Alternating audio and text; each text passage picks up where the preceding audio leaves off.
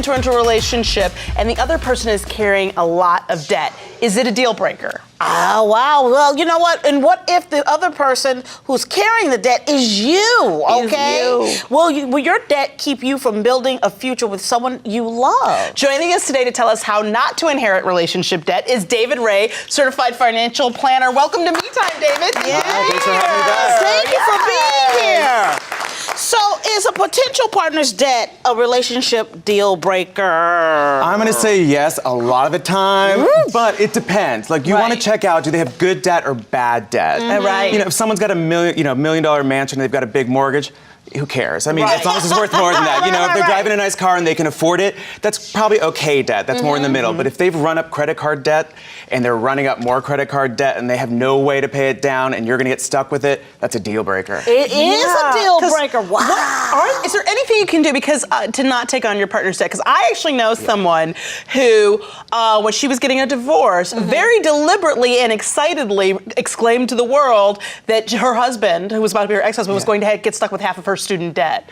And I thought that was really messed up. Like, is there anything, is that true? And is there anything you can do to prevent that? So it depends on which state you're in, but for most states, if you accrue the debt while you're married, it's both of your debt. So that's bad. Also, a lot of times when people are getting divorced, they pull out that credit card and it's going to be maxed. So, because he didn't get any information. He didn't get any information. He got all the school information. But you do want to protect yourself. So if you're coming back before you've gotten married, so this is kind of at the end of the marriage, you know, we've got other problems to deal with before, so you don't end up in that boat.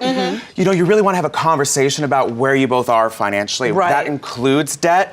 So if you want to protect yourself, some of the legal documents you can do, you may think, write this down. Yes, illegal. You might think a prenup is just for rich people that have a ton of money. Can I get a post-nup? You can get a post-nup too. You can get a post-nup. So, you know, if, let's say, you know, you're dating someone that has a bunch of student loan debt or your spouse is going to go back to school, you can do a post-nup or a prenup, depending on where you're at in that relationship, and go, this debt is yours, or it's going to come out of your half of the split when we get divorced. So you're not stuck with it. And you don't want to be in those relationships. I've heard a lot of the horror stories too, where you pay down that debt, you struggle, you cut back, and you pay down your spouse's student loans or their credit cards, and they are gone. I don't want to say the moment it's paid, but they get that. They see that bill at zero, and they're gone. Yes, don't put nobody through school. So you want to protect yourself. The minute they get that degree, they're gonna be like, I'm ready for a new relationship. Yes. Now I got and you know a they're degree. broke while they're in school too. Debt or not, I'm a starving student. You're gonna pay for everything. You're gonna pay for stuff for school, even if you're not necessarily paying for the debt, and you'll get stuck with it if they do it while you're married. So be very conscious of that. So is there anything you do as a couple to move forward if you decide, look, okay, one of us has this debt, how do you deal with that? Like, do you have any tips for how people can move forward? The amount of people that have debt, if you said anyone with debt, I'm not going to date you, you'd be crickets. I don't care how low your standards are. There's no one to date. So you do have to have conversations about it. And if someone's really dealing with it or they have a good reason for that debt, it's a different conversation. Like student loan debt, you went to school, it was planned, versus I'm just buying, I'm shopping.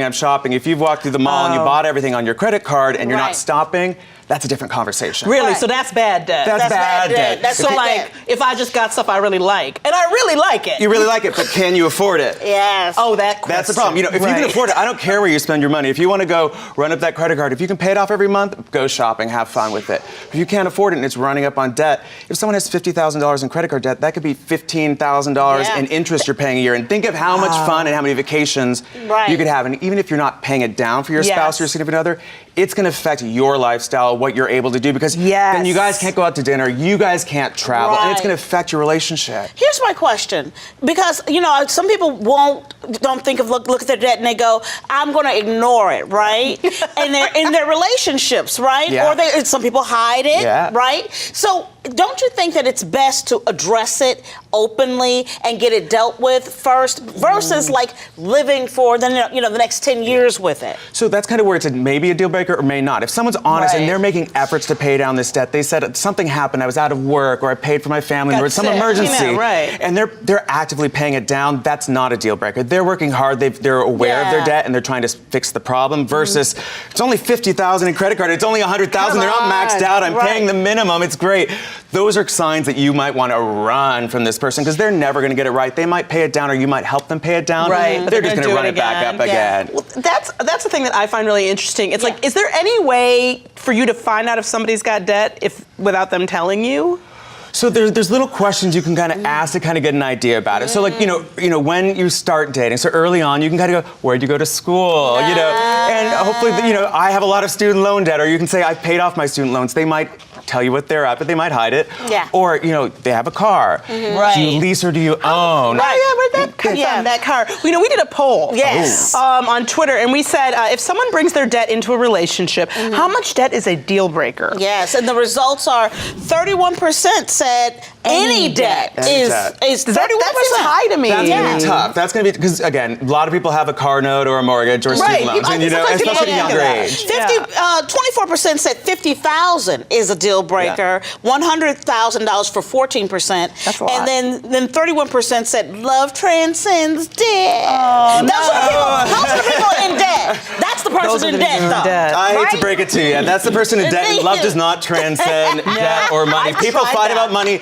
You can be rich and fight about money. You can be poor and fight about money. But it's a lot more fun to fight in a mansion with a car that you can afford. Thank you. Thank you so much, David. My pleasure. Thank you. David Ray, sharing that with us. Me Time with Frangela.